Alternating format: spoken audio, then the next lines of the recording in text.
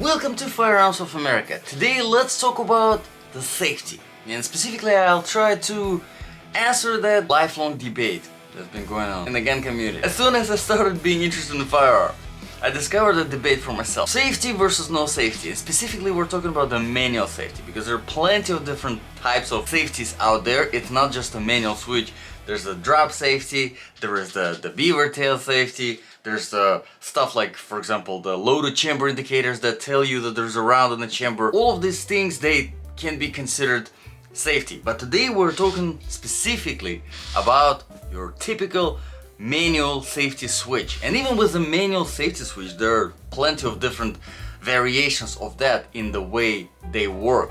For example, there are firing pin block, there is the trigger disconnect, there is a decocking safety. For example, here it serves as two different kinds of safety in one. The mechanism in this particular Bersa gun, it's the not just a manual safety that disconnects the trigger, it is also the decocker, so it decocks the gun to put it in double action. We'll not try to get into this whole like detailed, how it works and all of that sort of stuff, but more so address if you're a beginner. If you're a beginner in gun, you're new to guns, you're planning to buy your first gun, you're planning to buy your second gun, or whatever, you want to get the answers, basically. Get the answers, should you go with the safety or not? Because you're sick of every single freaking online expert like myself over here telling you yes, you must have a safety, or telling you no, safety, it adds extra 3 seconds or whatever. Use your gun, and that can get you, well, killed, basically. So what is the answer? Should there be safety or should there be no safety? If the safety is so bad, then why do manufacturers still make guns with the safety? Because it makes no sense. If it takes 3 seconds to deactivate or whatever, or extra split second, okay, not 3 seconds, split second, that's the word. Split. If it takes split second, why are these firearms manufacturers are endangering your life by adding that split second? The answer to this is in reality, there's really no wrong or right. It really comes down to the matter of personal preference and personal handling of the firearm. How are you handling your firearm? How are you training with your firearm? I'll bring up a very, very, very easy, it's as generic as it can get, right? Let's see, do I have another firearm? Let me grab a firearm that has no safety. Alright. We have Glock 17 over here, no safety. And we have Bersa Thunder 380 with the manual safety switch. So, let's say you are a Glock user or whatever, a pistol without a safety, right? And you're on the range practicing. You're practicing specifically for what you are carrying, all right? How should you be practicing? Well, it's very simple. If you're carrying one round in the chamber, then all you're practicing is a quick draw. You're taking out the pistol, you're pointing at the target, and then you shoot, because you already have one in the chamber. So every time, right, you fire it, bam, you put it back. You take it out, you fire it, you put it back. You take it out, you fire it, you put it back. That's really what you're practicing. Now, if you carry your Glock without one round in the chamber, which I've seen some people do, again, you will find a debate, one round in the chamber, one round without a chamber. Again, it comes down to personal preference, and it comes down really, in reality, to the way you practice, to the way you train. So if you carry your Glock without one in the chamber, instead of just taking it out and firing, all you're doing is, that's what you're doing. And really, if you practice this enough, if you get used to the way you're carrying, and you train the way you're carrying, you're gonna be just as fast, if not faster, if somebody was like, oh, you need to carry one round in the chamber. And then they don't train at the range. They don't train the draw. All they do is just bam, bam. You will be better than they are with your firearm because you are training it specifically in the setting that you're carrying.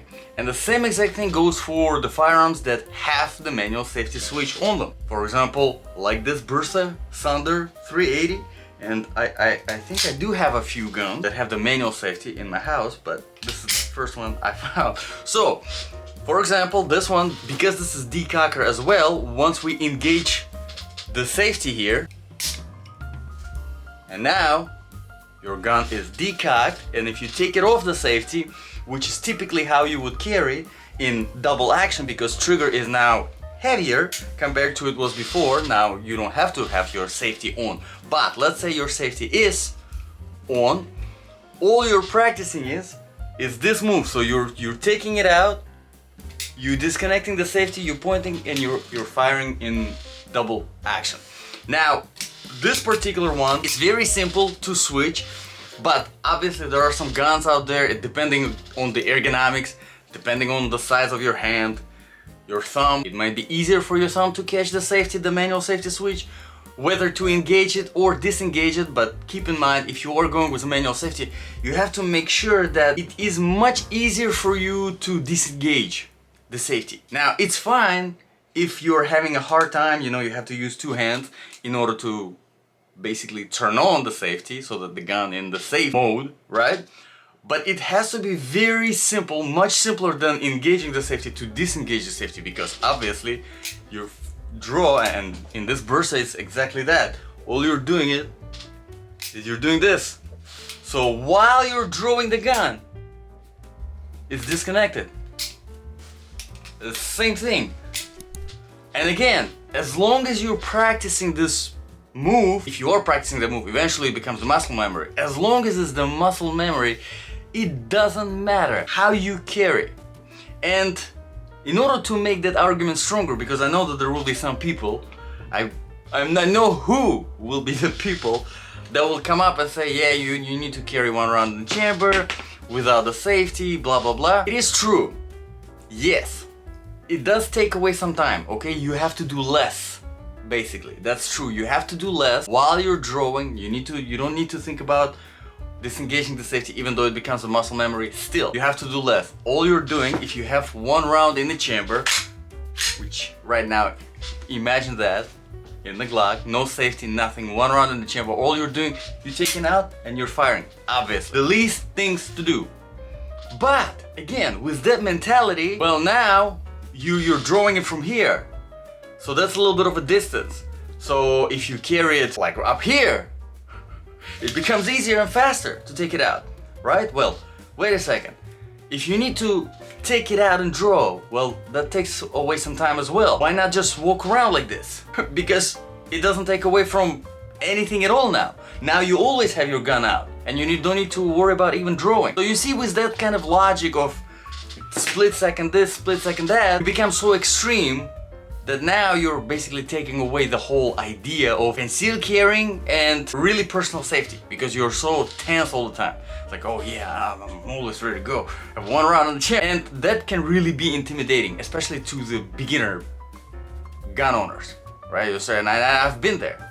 I know how it feels. I bought my first gun when I was 25, right? So it's not like I was born with the guns, and I grew up in a family that has guns. My parents still haven't shot guns in their life, ever. So, you know, I'm an immigrant from the country where there are no guns. The only people that have guns in my country is the government. People, they can't have guns. You can't buy even legally.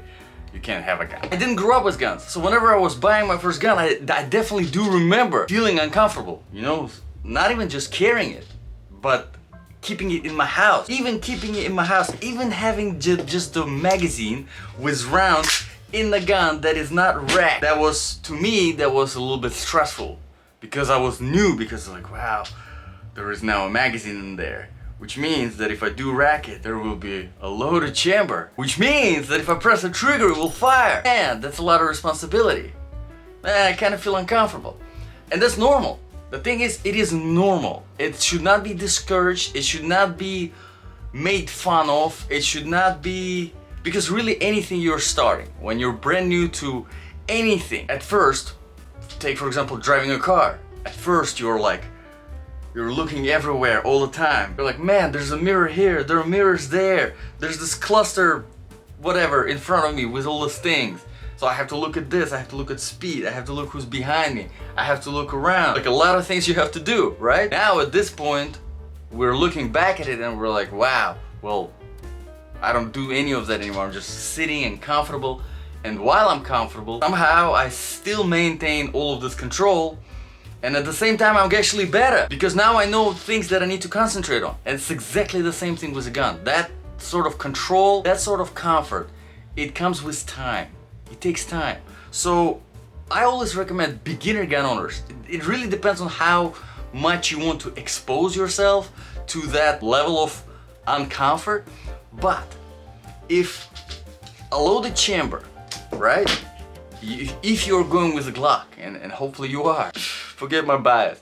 If you're going with a Glock, for example, and if you are really uncomfortable carrying it on you with the round in the chamber, carry it without the round in the chamber. And I know I'm gonna get a lot of hate for saying this, but that's fine. You know what? It's better to carry a gun without a round in the chamber than getting so uncomfortable and so stressed out that eventually you stop carrying. And trust me, I've seen a lot of people. They're like, yeah, I bought a gun and then blah blah blah. It's like most likely a Glock or something without the safety. Yeah, I carried it several times, but I can't. It's too much responsibility of having a loaded gun on me. That's worse than having a gun that doesn't have anything in the chamber. All right. The only thing with that being said is that when you are on the range, make sure you practice to the way you're carrying. So if you're carrying this without one in the chamber, this is what you're practicing. You're practicing the draw, you're practicing the racking while you're getting on target, and when you're on target, immediate. And it becomes so fast that it becomes natural. Obviously, yes, it is true. People on the other side, they're 100% correct. It takes extra time, that extra split second, it can cost your life. 100% correct. But at the same time, you're building up that confidence to where you're like, okay, now I'm completely comfortable carrying the gun. I've been carrying it for a while now, no problem. I got a good holster now, I got a good draw technique. So guess what? Now it's time to start carrying it with a loaded chamber. And the same exact thing with the safety. You want to go with a gun that has the safety on, completely fine.